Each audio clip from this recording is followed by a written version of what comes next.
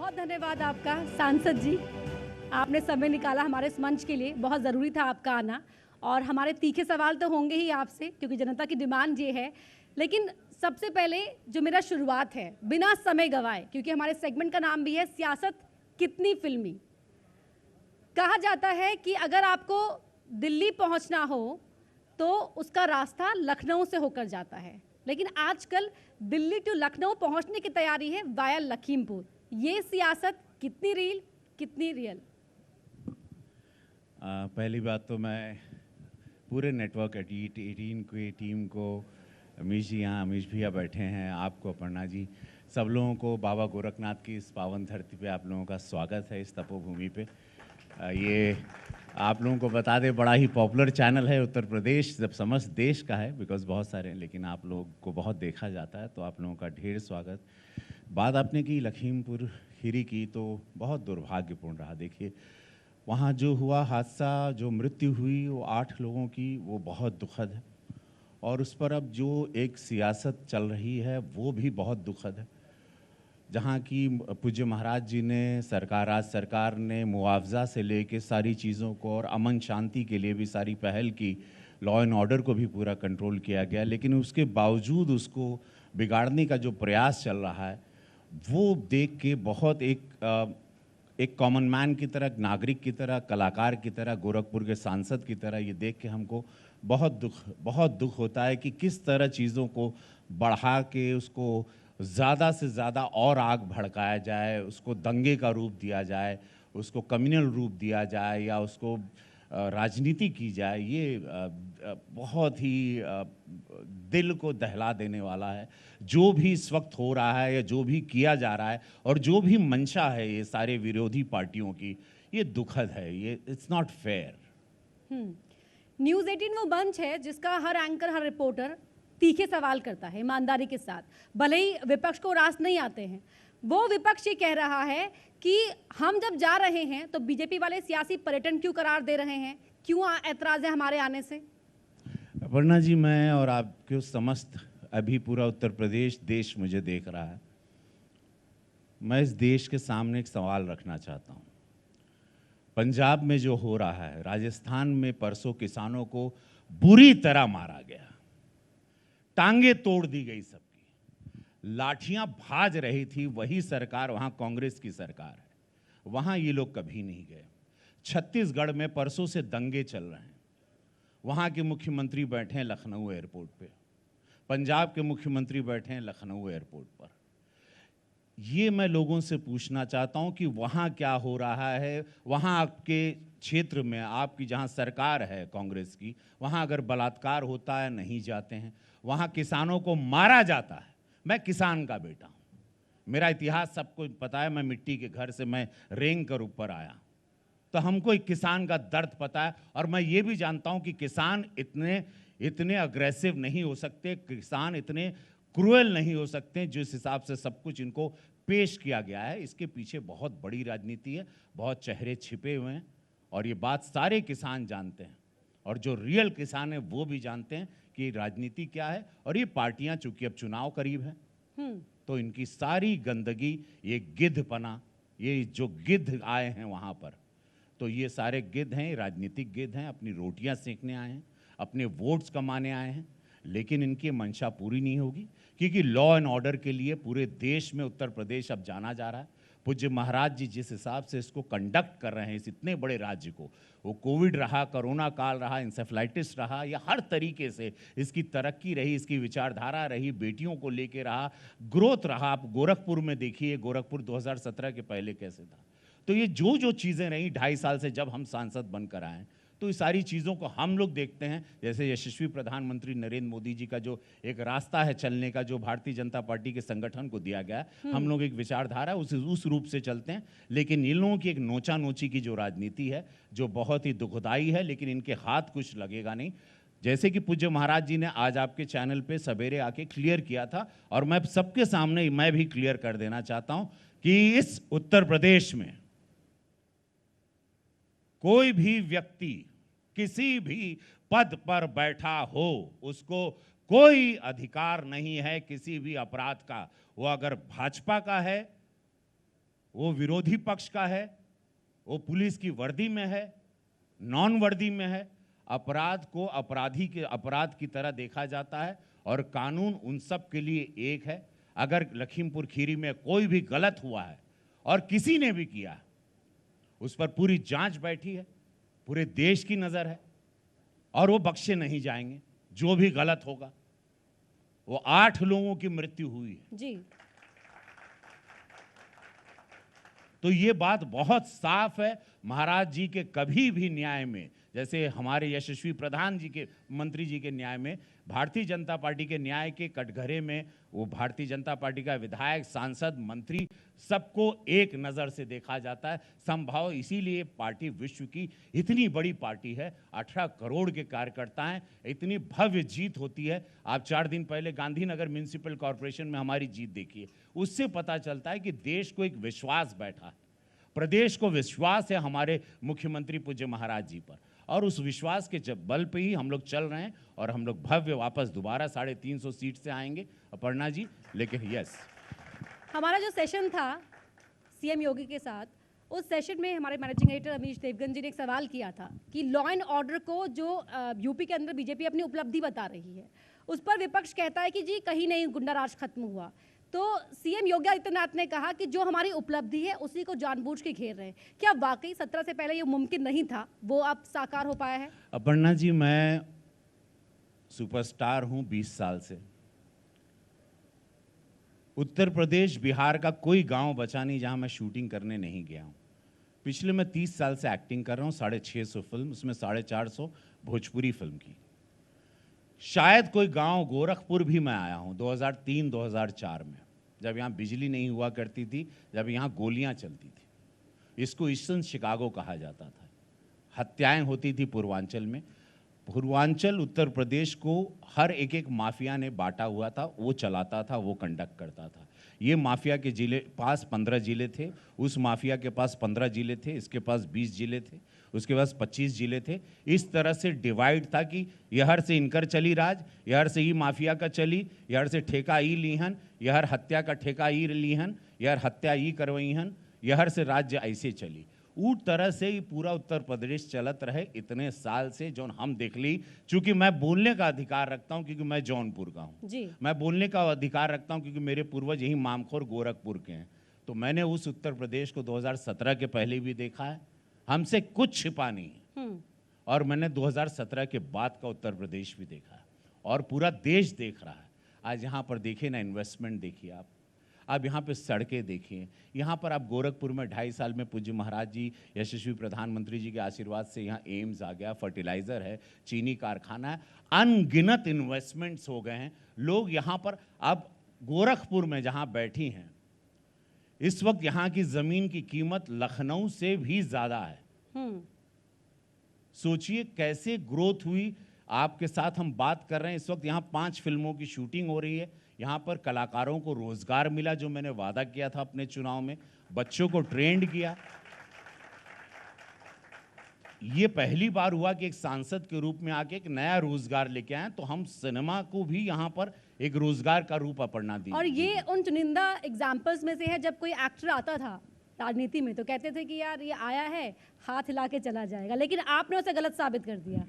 धन्यवाद अपर्णा जी। हाँ, सबके लगत रहे, अरे भैया महाराज जी लिए ही ना, और माननीय गृह मंत्री अमित शाह जी भेज देना, मोदी जी का आशीर्वाद बा, इस जीतियन ही रोड के चल जियन। सबको लगता हवा हवाई है, आए हैं पैराशूट से चले जाएंगे। ये बात मैं जब चुनाव का प्रचार करता था तब भी मैं पीछे से सुनता था। कितने बोलते थे बड़ा मुश्किल बा हो, 40 साल से सब यहाँ पर पूजा पाठ और ये हुआ, अब एक हीरो को महाराज जी कहाँ ले आए। वो भी थॉट था। मुझे बड़ा दुख होता था, लोग कभी ये जानने की कोशिश नहीं की कि ये हीरो ने गरीबी बहुत देखी है। इस हीरो ने भोजपुरी इंडस्ट्री की रचना रची, 1 लाख लोगों को रोजगार दिया, यही हीरो का ब्रेन था। ये हीरो ने क्या सावन भादो दुख नहीं देखे होंगे। अगर ये यहाँ आएगा तो ईमानदारी से सब कुछ देख के आया, पूरा विश्व घूम के ये गोरखपुर आया, तो यहाँ सेवा करेगा। और उसके बाद अपर्णा जी वही अच्छा वो कटाक्ष जो सुनता रहा हो, ताने ने, मैं पार्लियामेंट रोज़ जाता हूँ और आज आपके माध्यम से, आपके चैनल के माध्यम से लाइव पूरा देश देख रहा है। मैं बता दूं कि मुझे पार्लियामेंट से ही नंबर 1 सांसद घोषित किया गया। बिल्कुल जी। और ये आपको माफ़ी के साथ आपको रोक रही हूँ यहाँ पर, क्योंकि इसलिए रोक रही हूँ कि नंबर 1 सांसद आपको जब अनाउंस किया ही गया, लेकिन जो हम आपका अंदाज़ देख रहे हैं ना, जब आपने शपथ ली थी उस वक्त भी दमदार आवाज़ तो है ही आपकी, लेकिन आपने जिस अंदाज में शपथ ली वहाँ पर आपने पहले भोजपुरी का भी जिक्र किया था, क्योंकि मैं भोजपुरी बैकग्राउंड नहीं समझ नहीं पाती हूँ, लेकिन मुझे लगा कि शायद आपके मन में कहीं था कि आप भोजपुरी में शपथ ले पाते। देखिए, आज आपने बहुत अच्छी बात छेड़ी है, जानना बहुत ज़रूरी है, चूँकि आपके चैनल को बहुत सारा पूर्वांचल और भोजपुरिया समाज देखता है, और ये भाषा बोलने और समझने वाले पूरे देश में 24 से 25 करोड़ लोग हैं। ठीक है, फॉरेन कंट्री में भी बहुत हैं, लेकिन देश में इतने हैं। और इस भाषा के साथ एक है कि ये 8वीं अनुसूची में नहीं है, इसकी लिपि नहीं है, इसकी बोली नहीं है। इसकी लड़ाई बहुत सालों से चल रही थी। जब मैं पार्लियामेंट में आया, मुझे भगवान ने, महादेव का भक्त हूँ, मुझे मौका मिला और मैंने इसको, प्राइवेट बिल हुआ, वो एक्सेप्ट भी हो गया मेरा बिल। 8वीं अनुसूची के लिए मैंने गृह मंत्री जी के सामने भी बात रखी, मैंने प्रधानमंत्री जी से स्वयं पर्सनली मिल के भी ये बात रखी, और उन्होंने अश्योर किया कि डेफिनेटली हम लोग इस पर काम कर रहे हैं और इसको 8वीं अनुसूची में लाया जाएगा, क्योंकि ये मेरी माँ की बोली। हम हिंदी, देखिए, हिंदी से दूर नहीं जाएंगे। हिंदी तो हमारी भाषा, लेकिन ये हमारे घर की बोली है, इसको एक सम्मान मिले, और ये पूरा समाज चाहता है, और समाज ने मुझे जिता के इसीलिए भेजा है कि मैं उनकी आवाज़ बुलंद करूं। और मैं आवाज़, पार्लियामेंट में अनगिनत मुद्दे होंगे, जैसे अपर्णा जी आप जानती हैं, वेदर वो ड्रग्स का मुद्दा रहा, वो बेटियों को बचाने का रहा, वो फिल्म इंडस्ट्री में शोषण का रहा, या जितनी भी ड्रग्स क्रिस्टल पे रहे ड्रग्स पर, मैंने हमेशा बातें बहुत सारी की, पार्लियामेंट में इश्यूज़ बहुत उठाए, और इसीलिए आज मुझे थोड़ा लोग प्यार करते हैं ज़्यादा। अच्छा, आपके कलीग थोड़े हैरान तो होते होंगे ना, ये यार रवि किशन का ये अंदाज कैसे? देखिए, पार्लियामेंट में मैं जब एंटर किया तो फिल्मों में देखता था मैं, या शूटिंग में डायलॉग्स में बोलता था, लेकिन इतनी सुंदर बिल्डिंग है वो। मुझे कलाकार के रूप में, चूंकि हम लोग जुड़ते हैं, हम लोग महसूस करते हैं, एनर्जीज के साथ चलते हैं, हम लोग के अंदर माँ भगवती की कृपा होती है, शरीर में सर पे शिव जी बैठे रहते हैं, तब हम लोग कला कर पाते हैं हम लोग। तो मैं महसूस किया वो बहुत सारी आत्माओं को वहाँ पर। और मैंने जब वो लाइब्रेरी में, मुझे कहा गया, प्रधानमंत्री जी ने कहा, यशस्वी प्रधानमंत्री जी ने कहा कि आप सब लोगों को लाइब्रेरी का इस्तेमाल करना चाहिए। लाइब्रेरी में गया तो इतनी सारी किताबें वहाँ पर, वो पढ़ के मैं पढ़ने लगा वहाँ पे। अब ज़्यादा पढ़ने लगा, क्योंकि मैं वहाँ देखता हूँ कि वहाँ सारे दिग्गज हैं जो अपोजिशन में बैठते हैं, कोई कम नहीं है, देखिए वहाँ कम कोई नहीं है, वो सारे दिग्गज हैं, सीनियर हैं। पढ़ने लगा और मुझे बड़ा, मैं सुबह तैयार होता हूँ, बैग लेता हूँ, जैसे कॉलेज स्कूल के लिए जाते थे, मैं बड़ा एक्साइटेड होता हूँ, बड़ा खुश होता हूँ कि आज मैं पार्लियामेंट जा रहा हूँ। मेरी ये सेवा का मन, ये जो ऊर्जा है ना, वो आपकी जो भी स्पीच होती है उसमें नजर आती है। अच्छा, एक सवाल मेरा यहाँ पर यह है, भोजपुरी का हम जिक्र कर रहे थे, थोड़ा सा मैं अब आगे बढ़ना चाहूँगी भोजपुरी फिल्मों की। भोजपुरी फिल्मों में किस तरह से जो उसका गौरव है उसे वापस लौटाया जाए, इसके लिए यूपी सरकार ने भी कदम उठाए, उसमें आपका भी योगदान रहा। किस तरह से आपने इसमें आगे कदम रखे कि कैसे वो हम जो गौरवशाली इतिहास है वो वापस दे सकते हैं? देखिए, बहुत दुखद रहा। राष्ट्रीय पुरस्कार मेरी एक फिल्म कब हुई गौना हमार को मिला था। मेरी बहुत सारी विदाई, संयाम और अच्छी अच्छी फिल्में। फिर उसके बाद जब मैं राजनीति में आ गया तो यहाँ समय बहुत जाता है राजनीति में। मैं स्टार प्रचारक भी हूँ, पार्टी मुझे अभी तेलंगाना भी भेजी थी, पार्टी हर जहाँ जहाँ आदेश करती है मैं चला जाता हूँ, तो अब कम मुझे एक्टिंग करने का कम मौका मिलता है। तो मेरे सारे जो जूनियर्स आए थे उन लोगों को भी इस पर तवज्जो देनी चाहिए थी। तो उसमें अब देख रहा हूँ कि कुछ प्राइवेट एल्बम के गाने वगैरह अश्लील आने लगे, वो मुझे बहुत दुख हुआ। तो अब मैंने महाराज जी से चिट्ठी भी लिखी, महाराज जी से बात भी किया, और मुझे महाराज जी ने कहा भी है कि डेफिनेटली अब उस पर एक सेंसर होगा। अब ऐसे गाने या ऐसी फिल्मों को यहाँ पर सब्सिडी देने के लिए महाराज जी ने मना कर दिया कि अगर आपकी फिल्मों में अश्लीलता या गंदगी होगी या भोजपुरी सिनेमा में कोई गलत मैसेज होगा जो समाज को, संस्कार को, संस्कृति को बिगाड़ रहा है, तो उसको सब्सिडी, पैसे नहीं दिए जाएंगे और उस फिल्म को तवज्जो नहीं दी जाएगी। तो ये महाराज जी ने बहुत अच्छा है। अच्छा, सीएम योगी से आपको एक विशेष सानिध्य मिला है, स्नेह मिलता है, उसको लेकर तो बहुत रश्क होता है लोगों को।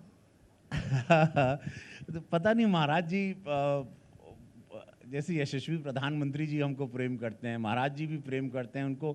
उनको मेरा ये स्पष्ट रूप या मेरा दिल में, उनको लगता है मेरे मन में कुछ रहता नहीं, मैं बोल देता हूँ। और उनको मेरी कार्यशैली भी अच्छी लगती है कि वो भी शॉक्ड हो, वो भी सरप्राइज़ हैं कि मैं बड़ा, उन्होंने भी शायद नहीं उम्मीद की होगी कि मैं इतना मेहनत। अब उनका आशीर्वाद बहुत मिलता है। आज मैं देखिए उनका खड़ाऊँ रख के मैं सेवा कर रहा हूँ उनकी गद्दी पे। ये गद्दी उनकी है, ये हमारी गद्दी नहीं है, ये महाराज जी की गद्दी है, ये मंदिर की सीट है।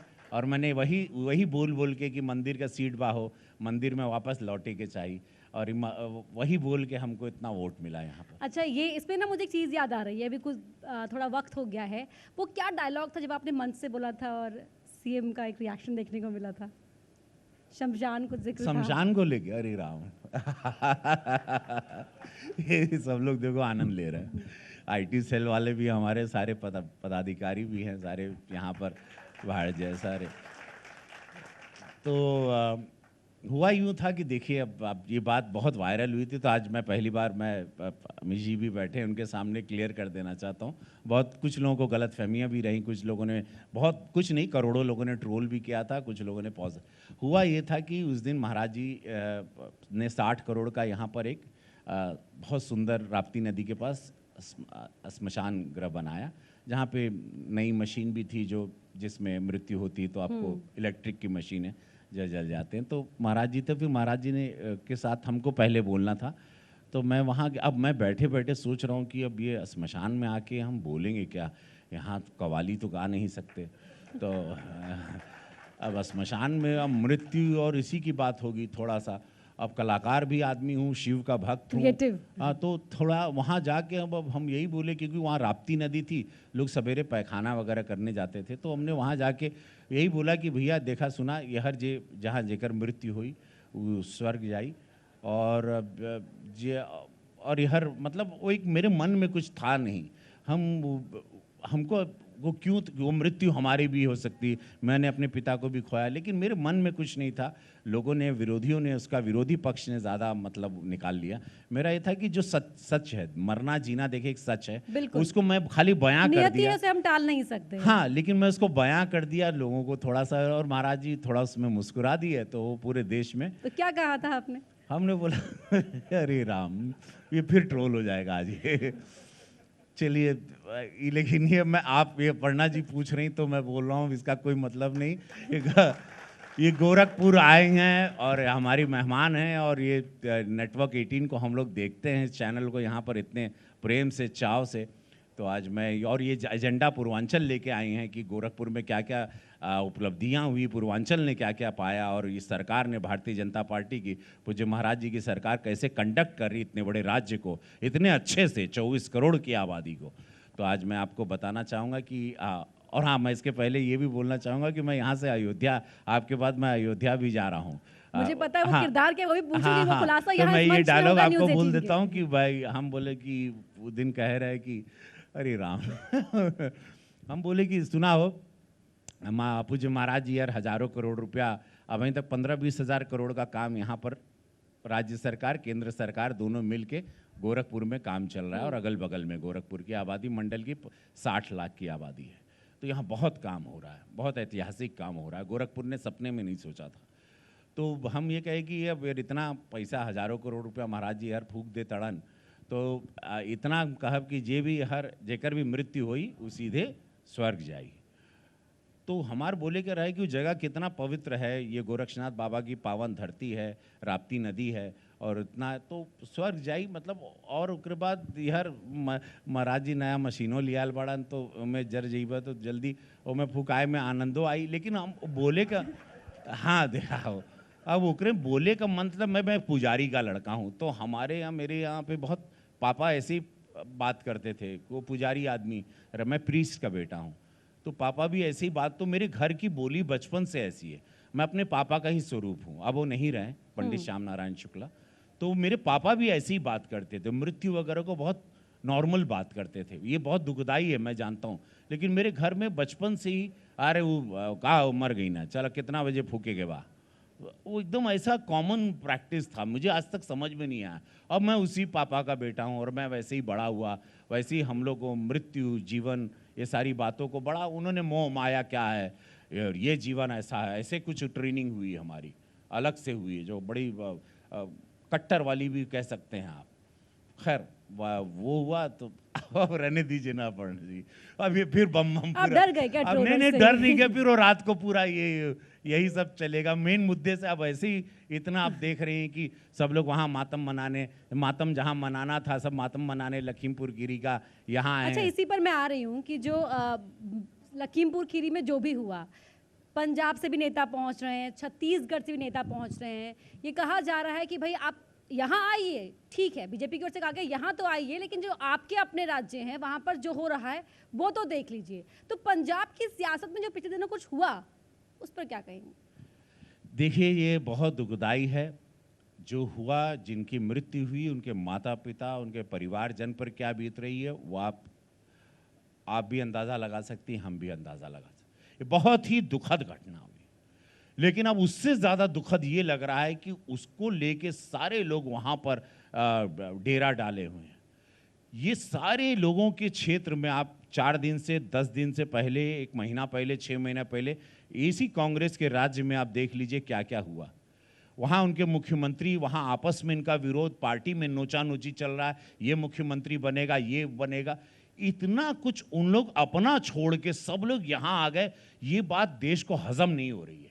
और एक बात बताएं, इनके सारे ये कारस्तानी को देश बहुत बारीकी से देख रहा है और समझ रहा है कि कितनी चालाकी से ये लोग आग लगाने के लिए उत्तर प्रदेश में आए। ये सिर्फ चाहते हैं, इनकी मंशा है यहाँ दंगा हो, यहाँ आग लगे, यहाँ पे चुनाव में भारतीय जनता पार्टी का जो वर्चस्व ऊंचा है, यशस्वी प्रधानमंत्री जी का जो नाम है, पूज्य महाराज जी का जो नाम है, उसको कैसे लोग उसको दाग लगाएं। लेकिन उनके लोग की मंशा पूरी नहीं होगी। आप देखिएगा मामला किस तरह से महाराज जी ने पूरा, और एडीजी लॉ एंड ऑर्डर ने सबने मिल के कैसे इसको प्रेम पूर्वक पूरा शांत किया। किसान भाई भी समझ गए चीज़ों को, लेकिन लोगों को अब वो बात हजम नहीं हो रही कि मैटर शांत कैसे हो रहा है। ये लोग चाह रहे हैं कैसे टेलीविजन के हेडलाइंस वापस से लखीमपुर खीरी से शिफ्ट कैसे हो रही है। ये चाह रहे हैं कि ये पूरा चलता रहे। 15 दिन का इनका एक एजेंडा है कि ये हेडलाइन बने रहें टीवी चैनल पर, कैसे कैसे माहौल। इनकी रणनीति है। इनके आज जो सिद्धू जी का एक वीडियो वायरल हुआ है, वो कह रहे हैं कुछ और। इन लोगों के आपसी इनके प्रियंका जी गाड़ी में बैठ के जा रही हैं तो अंदर अरे वाह वाह माहौल तो अच्छा हो गया, हाँ ये माहौल बढ़िया है। ये सारे इस तरह के वीडियो वायरल हो रहे हैं। तो इससे पता चल रहा है कि मिलना, रोना, गले लगाना और उसके बाद पीठ गाड़ी में बैठते क्या बात करना, ये कितनी गंदी राजनीति का लेवल इतना नीचे जाएगा। जीतने के लिए इतने ओछे लेवल पर सारे इतने दिग्गज नेता जो 70 साल राज किए हैं, इतना बड़ा परिवार, ये लोग इतने लेवल पर आ जाएंगे, ये देश ने कभी नहीं सोचा था, उत्तर प्रदेश ने कभी नहीं सोचा। बहुत ही दुखद है ये। अच्छा, आपने सिद्धू का जिक्र किया, तो वो कभी थे बीजेपी में, दोस्ती भी रही होगी आपकी उनसे, क्योंकि आप मिले भी होंगे। जी जी जी, देखिए सिद्धू जी हमारे, देखो हम कपिल के शो में गए थे, वहाँ जज थे और बड़ा सम्मान भी किया था उन्होंने। और लेकिन अब सिद्धू जी की मंशा देखिए साफ है, उनको मुख्यमंत्री बनना था, बहुत क्लियर था। उनको मुख्यमंत्री नहीं बना तो अब ये उनका ये दूसरा रूप आया। लेकिन मुश्किल है अब कि उनके पार्टी का जो विरोध है कांग्रेस का, वो इतने ओपनली बाहर आ चुका है कि कमान ही कोई नहीं है, अध्यक्ष ही कोई नहीं है, वहाँ सर्वे सर्वाई कोई नहीं है। हर आदमी वहाँ पर अध्यक्ष बना है, हर आदमी कांग्रेस बन चुका है, हर आदमी अब डिसीजन मेकर है, हर आदमी को मुख्यमंत्री बनना है, हर आदमी को राहुल जी को हटा देना है, प्रियंका जी को हटा देना है। गांधी परिवार से पूरी पार्टी मिलके उनका पूरा पावर ले लेना चाहती है, जो हमको दिखाई दे रहा है।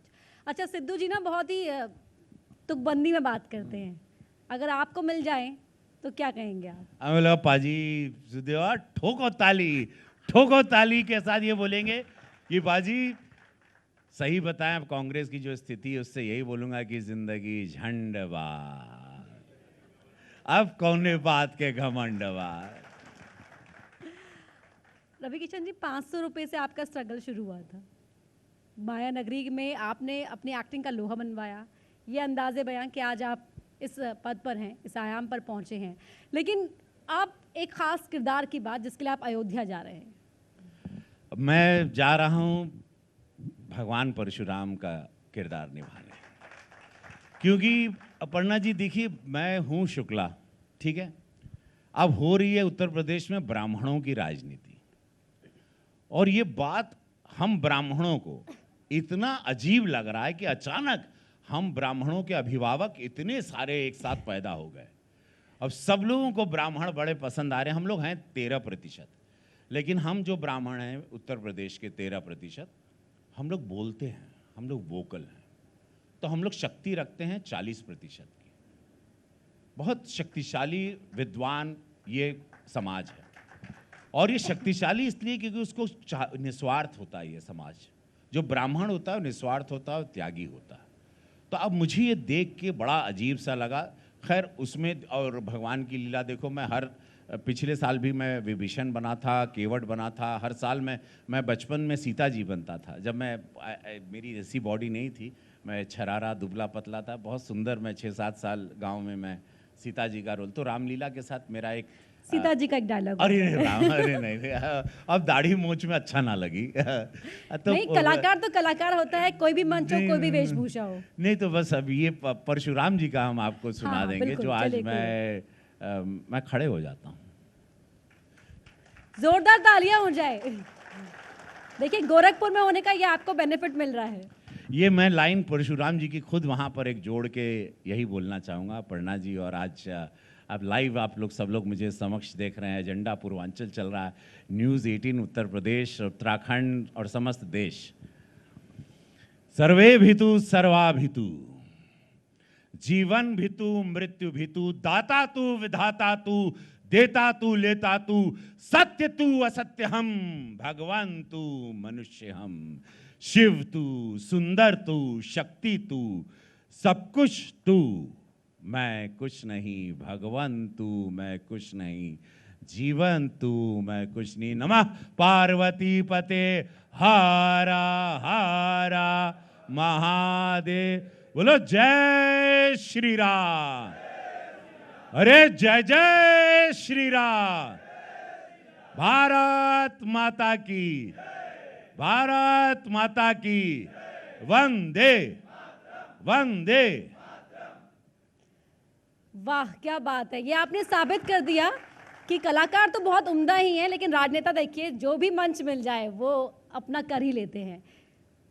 रविंद्र श्याम नारायण शुक्ल उर्फ रवि किशन, किसके ज्यादा करीब है? रवि किशन ने मुझे, चूंकि अपर्णा जी, आज मैं, बहुत सारे लोग जानते थे कि मैं शुक्ला क्यों नहीं लगाता था। मुझे जब मैं, अब पहले बम्बई हुआ करता था, मुंबई है, मैं गया था तो मुझे किसी ने कहा कि ये नाम से तुमको काम नहीं मिलेगा। क्यों? इतना बड़ा नाम और शुक्ला हिंदी भाषी हो तुम, तो ऐसा लोग स्ट्रगल के दौरान जो भी आपको मिलता है तो भगवान ही लगता है आपको। जो जो कह दे आप, बिकॉज आपके पास ना पैसे हैं, ना काम है, ना फ्यूचर है, ना आपको पता अगले दिन क्या होगा, आप कहाँ जाओगे। तो मैंने कहा मैं क्या करे, बोले तुमको ये नाम ले लो, तुम रवि किशन ले लो, तुम्हारे बड़े भाई का नाम राम किशन है, उनका किशन उठा लो रविंद्र का तुम रवि ले लो। तो रवि किशन बन गए। और वो बड़ा दुखद रहा कि अपने सरनेम के बगैर हमको आना पड़ा। एक पिता के सरनेम का वो दुख मैं जानता हूँ, क्योंकि मेरे भगवान मेरे पिता रहे, मेरे गुरु मेरे पिता रहे। खैर, लेकिन मुझे घर के लिए पैसे भी चाहिए थे, मेरा खेत गिरवी था, मेरा घर मिट्टी का था, और मुझे लगा कि वो सारे दुख मैं झेल सकता हूँ अगर मैं अपने घर को खड़ा कर दूँ, मेरे पिता को मैं खड़ा कर दूँ, मेरी माँ को, मेरे भाई बहनों को मैं पढ़ा दूँ। मैं छोटा था घर में सबसे, और ये वहाँ से मेरी शुरुआत हुई। तो अब मैं रवि किशन के भी करीब हूँ, क्योंकि देश विश्व मुझे रवि किशन के नाम से जानता है। आंध्र प्रदेश में मुझे शिवा रेड्डी के नाम से जानते हैं, वहाँ मैं तेलुगु फिल्में करता हूँ, तमिल में भी जानते हैं ई नाम से, कन्नड़ा में। तो अब अनगिनत रूप हैं। और कोई दक्षिण भाषी डायलॉग हो जाए, हैं? South Indian dialogue. उलगतला यौल पुणगैर्कित अदलाम विटिट यन्ना वत्तूराग पुणकाग आलय। मराठी भी मैंने फिल्म की है। तो कशा काय तुम्हाला बरं वाटला, मी एक फिल्म केलं होतं, तर फिल्मचं नाम होतं मध्यम वर्ग। कारण की मी महाराष्ट्रामध्ये होतो तो मराठी पण शिकून गेलो, और उसके बाद मैंने एक फिल्म की मारो बाप नो बगीचो, गुजराती। तो केम छो तमें, हमारे यशस्वी प्रधानमंत्री जी का जो राजा हैं पूरे विश्व के सबसे बड़े लीडर, तो गुजराती फिल्म भी की। तो बहुत सारी भाषाओं का भी ज्ञान है, 8-9 भाषा। मुझे मतलब बड़ा शौक़ है भाषा को सीखना, बोलना, कम्युनिकेट करना स्ट्रेंजर से, और इस तरह से। हाँ अपर्णा जी, यहाँ हमने जो आपने स्ट्रगल का जिक्र किया कि आपको तो अपने सरनेम को हटाना पड़ा, लेकिन अब हम लगातार देख रहे हैं कि आप काम कर रहे हैं कि जो पूर्वांचल के, यूपी बिहार के जो एक्टर्स हैं, एस्पायरेंट्स हैं, उनको उस तरह का ट्रीटमेंट ना मिले, इसके लिए उत्तर प्रदेश में भी अब फिल्म सिटी बनने जा रही है। जी जी, मैं पूज्य महाराज जी को दिल से धन्यवाद आभार करना चाहूँगा कि महाराज जी ने वो बात, उस दर्द को समझा। ये 18 साल पुराना मेरा सपना था कि यहाँ पे एक फिल्म सिटी बने, क्योंकि हिंदी भाषा, हिंदी कहानी उत्तर प्रदेश बिहार की बनती है और वो शूटिंग होती है बम्बई में या गुजरात में, या भोजपुरी फिल्में होती थी गुजरात में।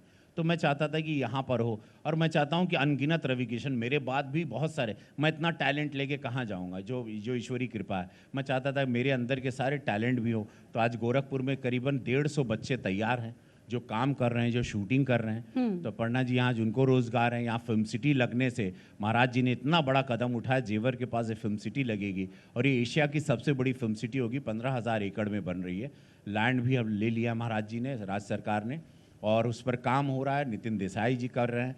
हाईटेक होगा, आप गेट खोलेंगे, अंदर जाएंगे, अंदर आपको रिजॉर्ट होगा, 5 स्टार होटल होगा, पुलिस होगा, थाना होगा, मंदिर होगा, मस्जिद होगा, चर्च होगा, नदी होगी, ताल होगा, एवरीथिंग इनसाइड। पोस्ट प्रोडक्शन होगा, आप अंदर जाइए, go inside, finish the film, और आप अंदर से बाहर आइए। लॉकअप एरिया रहेगा, अगर सुपरस्टार भी हैं तो कोई दिक्कत नहीं होगी। बहुत ही सिक्योर्ड, बहुत ही हाईटेक होगा। जैसे रामोजी राव है हैदराबाद में, उसका बड़ा मध्य वर्जन होगा। तो ये महाराज जी ने बहुत बड़ी सोच रखी, जिससे लाखों लोगों को रोज़गार मिलेगा। हिंदी भाषी बच्चे यहाँ के, बिहार, यूपी, मध्य प्रदेश के, अब उनको बम्बई जाके ठोकर नहीं खानी पड़ेगी। अपने परिवार के साथ घर के करीब रहेंगे, शूटिंग करेंगे, अपने घर आ जाएंगे। एक नया रोज़गार होगा, नया आयाम होगा। तो ये चीज़ें बहुत है कि नया रोज़गार, क्योंकि आबादी बढ़ती जा रही है, 135 करोड़ की आबादी है, काम वही है, सरकारी नौकरियां भी उतनी हैं। तो कैसे नए नए रोज़गार आप लाएं। तो फिल्म इंडस्ट्री का एक रोज़गार बहुत बड़ा रोज़गार है, जिससे आपका मैं आज फिल्म इंडस्ट्री से कमा के यहाँ बैठा हूँ। आज मैं फिल्म इंडस्ट्री के पैसे से अपना घर चलाया। आज मैंने अपने भाई बहनों की शादी की, सबको घर मकान दिया, सब अपने लिए स्वयं कंफर्ट लाइफ मैंने की।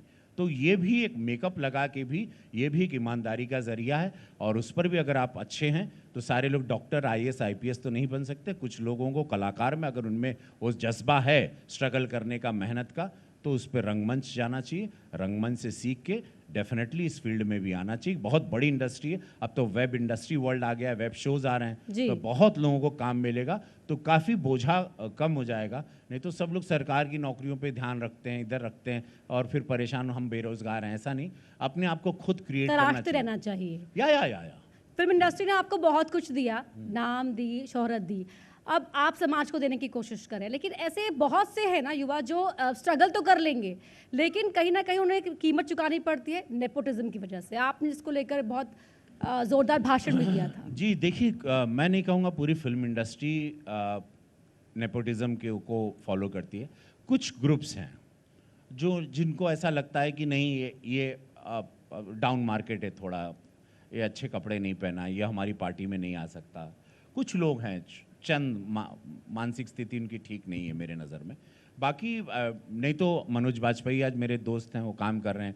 पंकज त्रिपाठी बिहार से, एक गरीब ब्राह्मण का लड़का, वो भी आज काम कर रहा है, इतना आगे आ गया। मैं जीवित रह गया। खैर, हमने अपने को खुद जीवित किया, स्वयंभू बनना पड़ा। भोजपुरी इंडस्ट्री ने तो मेरी भी बड़ी हालत ख़राब थी, तो मैं इंडस्ट्री नहीं बना था। तो मैं थोड़ी, अब काफ़ी माहौल खुल रहा है। वेब सीरीज़ जब से शुरू हुई हैं, अब हम जैसे कलाकारों को, जो बहुत अच्छे कलाकार के रूप में जाने जाते हैं, कुछ जो चंद हैं, अब उनको अब प्लेटफॉर्म मिल रहा है वेब सीरीज़ की वजह से। अब वो लीड में किरदार बन के आ रहे हैं। तो अब एक बहुत अच्छा समय शुरू हुआ है हिंदी भाषी कलाकारों का वेब सीरीज़ के द्वारा। अच्छा, नेपोटिज्म हो, ड्रग्स हो, आपने जितनी बेबाकी से इसकी आवाज़ उठाई, वो आपके सहयोगियों को रास नहीं आई? हाँ, देखिए, मैं अपर्णा जी, बहुत अच्छी बात आपने छेड़ी है, और ये बात देश को जानना ज़रूरी है, क्योंकि बहुत समय के बाद शायद मुझे आज लोग पहली बार, इनफैक्ट इतने ध्यान से लोग मेरे बारे में जान रहे हैं, या मेरे विचारधारा भी जानना ज़रूरी थी। तो लोग चाहते थे मैं किसी इंटरव्यू में बैठूं, कभी आज मैं बैठा हूं। तो मैं कहना चाहता हूं कि मैंने ड्रग्स की उस बात को पार्लियामेंट में क्यों छेड़ा था, जिस पर बहुत बड़ा एक 15 दिन, 16 दिन, 20 दिन तक का पूरे देश में एक डिबेट चल गया था। रीज़न ये था कि मेरे भी बच्चे हैं। मेरे फिल्म इंडस्ट्री में मेरे सारे कलाकार मेरे दोस्त हैं, कोई सारे सुपरस्टार, सबके साथ मैंने काम किया, सारे मित्र हैं। कई सालों से हम लोग साथ में हैं। 90s में हम कितने साथ में ही आए थे। जितने भी सुपरस्टार्स हैं, हम सबके साथ काम कर चुके हैं, मेरे मित्र भी हैं सारे। सो मैं उनके बच्चों को भी देखता था, दुख होता था मुझे अपने बच्चों को। तो मैंने, और फिर मैं जब पंजाब भी गया तो मैंने देखा वहाँ पे भी बच्चों को सड़क पे पड़े हुए देख रहा हूँ, नाले में गटर में देख रहा हूँ, यहाँ गिरे हुए हैं ड्रग्स लेके। दिल्ली में भी देख रहा हूँ कुछ पार्टी कल्चर एकदम खतरनाक सा हो गया।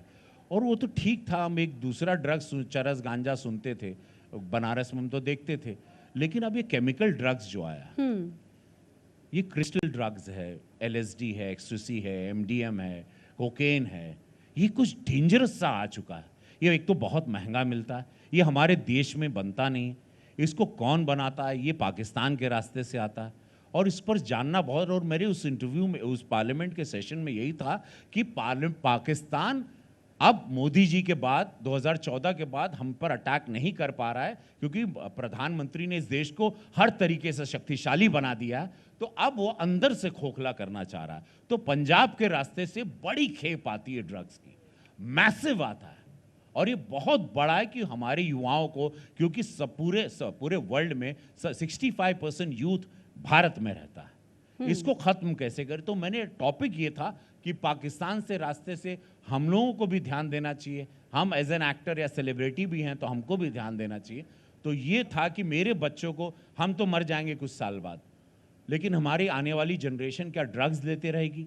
क्या आने वाली जनरेशन, लॉस एंजलिस में मैं जैसे देखता हूँ, न्यूयॉर्क में देखता हूँ, या साइको हो जाते हैं या गन फायर करते हैं, पागल हो चुके हैं। तो क्या इस देश को जो संस्कृति, संस्कार, सनातन धर्म से भरा हुआ है, पूजा पाठ, योग, इसका पावर है, हम लोगों के पास शक्तियाँ बहुत सारी हैं और हम लोग उस शक्तियों से चलते हैं, क्या हम खोखला होंगे? ये हमारी नस्ल ही नहीं थी, हमारे पूर्वज ने अलग अलग थे, हमारे पूर्वज योद्धा थे जी। हम लोग सारे विद्वान ज्ञानी थे, हमारे यहाँ से गणित निकला, हमारे यहाँ शंकराचार्य रखा, हमारे यहाँ पर यूनिवर्सिटी, नालंदा यूनिवर्सिटी रही, ज्ञान विद्वान हर तरीके से ये भारत सक्षम रहा, सोने की चिड़िया कहा जाता था। अब उसको खोखला तो होने नहीं देंगे। प्रधानमंत्री जी यशस्वी नरेंद्र मोदी जी भी यही चाहते हैं, पूज्य महाराज जी भी, भारतीय जनता पार्टी, इस देश को बचाना है, इसकी संस्कृति संस्कार को बचाना है, इसको किसी तरह हार्म होने नहीं देंगे। वेदर इज ड्रग्स हो, ये हो, उसका मैं विरोध करूंगा, सरकार भी विरोध कर रही है, NCB आज बहुत बढ़िया भी काम कर रही है। So everything we are really going very strongly to protect our children, protect our future. आपने खुद माना कि न्यूज़ 18 का ये पहला मंच है जहां आप इस तरह से खुलकर अपनी बात कह पा रहे हैं, तमाम सवालों का जवाब दे रहे हैं। आपने बेबाकी से दिया, ईमानदारी से जवाब दिया तमाम सवालों का। लेकिन साथ में एक आखिरी सवाल और एक आखिरी फरमाइश भी है, क्योंकि लगातार मुझे इसकी कमांड भी मिल रही है। एक तो मुझे किसी ने कहा कि आप गुनगुनाते भी बहुत अच्छा है, तो गुनगुना दीजिए। कुछ सुने के बाका।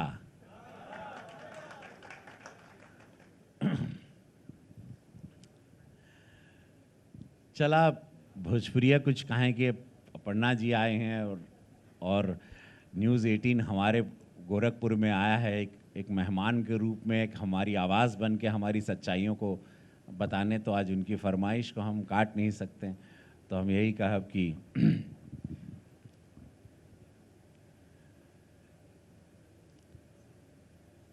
नजर न के करो लग जाए। हमारे गोरखपुर पे, हमारे यशस्वी प्रधानमंत्री नरेंद्र मोदी जी पे, पूज्य महाराज जी पर, जो आज सब लोग नज़र लगाने, चुनाव आ चुका है, तो कैसे उनको हराया जाए, कैसे भारतीय जनता पार्टी को गिराया जाए, कैसे प्रधानमंत्री जी की जो महिमा मंडल पूरे विश्व में हुई है उसको कैसे चोट पहुंचाया जाए, उसके लिए रोज़ विरोधी सुबह सुबह प्लानिंग करते हैं। लेकिन भगवान हैं, महादेव हैं, सच्चाई को हरा नहीं पाएंगे ये लोग। भारतीय जनता पार्टी सत्य के रास्ते पे चलती है, स्कैम पे नहीं चलती। हमारे किसी मंत्री पर कोई स्कैम नहीं, तो हम उसी पर एक गाना है कि नजर न के करो लग जाए, कहीं हुस्न के कोठी में।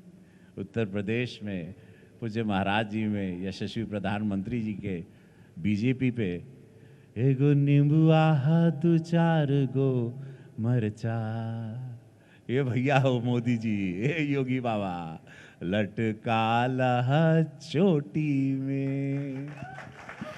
एक आखिरी सवाल आपसे, क्योंकि आप इतना रॉ में जवाब देते चले गए कि मेरा एक क्वेश्चन, बहुत इंपॉर्टेंट क्वेश्चन मिस हो गया।